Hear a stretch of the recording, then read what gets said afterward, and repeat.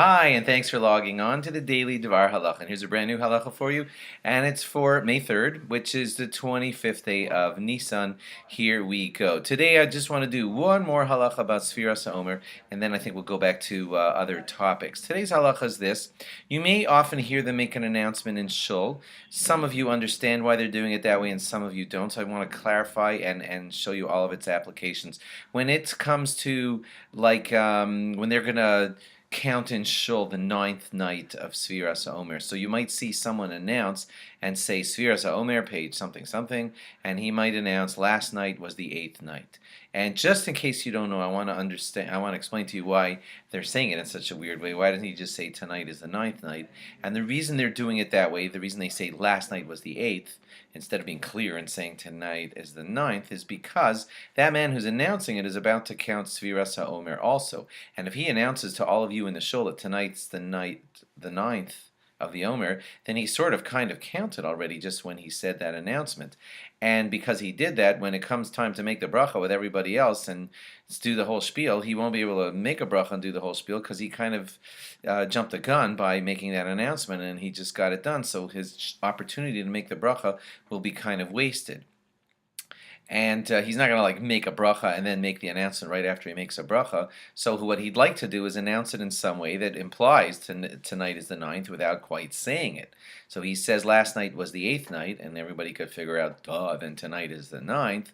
And he didn't quite announce it. He didn't quite say it. He just made it clear to everybody. And therefore, when it comes time for him to count, he can fully count, make a bracha and everything, because he didn't use up his opportunity by saying it just a few moments ago. That's why they do it that way in shul. Probably a lot of you knew that, but I want to just take it a step farther and show you more interesting applications of that. Let's say at 9 o'clock at night, when it was fully nightfall, you counted in shul and everything. So you're done. You made your bracha, you did your count, you counted the ninth night, and everything is good. And 10 o'clock at night, somebody says to you, oh my gosh, I didn't count Sfira yet. What night is tonight? Well, you don't have to tell him last night was the 8th. You could just say to him, tonight's the 9th.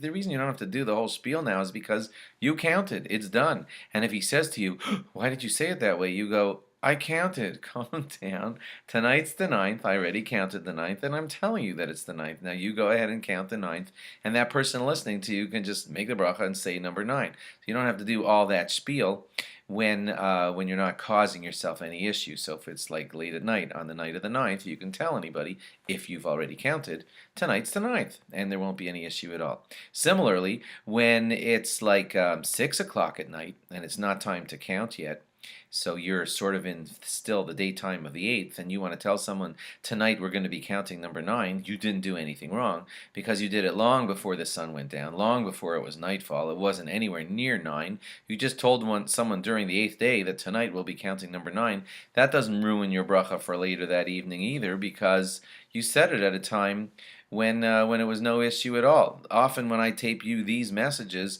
I'm not taping them exactly the time that you're hearing them. I'm doing them sometimes a day before or a few hours before. So I'm usually free to say whatever I want about the Omer. I'm actually usually leaving it out because people are hearing it at different hours and different time zones and everything, and it would get rather confusing. So the main gist of it is, as long as you're not in the zone where you haven't counted yet, that's when we're most careful to say, don't say the real number because I still have to count. But if you're not in the 9th night, then you can call tonight the 9th night. And if you already counted the 9th night, then you can also call it the 9th night. The only time that you say last night was 8, when you're in the zone of being able to count the 9, and you didn't do the 9 yet, that's when you use that funny terminology. If you don't already know this, it's a bad joke that people love to do on Hanukkah, and they say, last night we lighted 4 candles, implying that tonight's 5. That is just in case you didn't know it. That's totally a joke. There's no need to do that at Hanukkah at all. It's just some people having fun with the concept and applying that same lingo to Hanukkah. So don't get caught at that. If you ever hear that on Hanukkah time, it's a joke. You learned that here. Thanks for logging on. Log on again tomorrow for more. Bye-bye.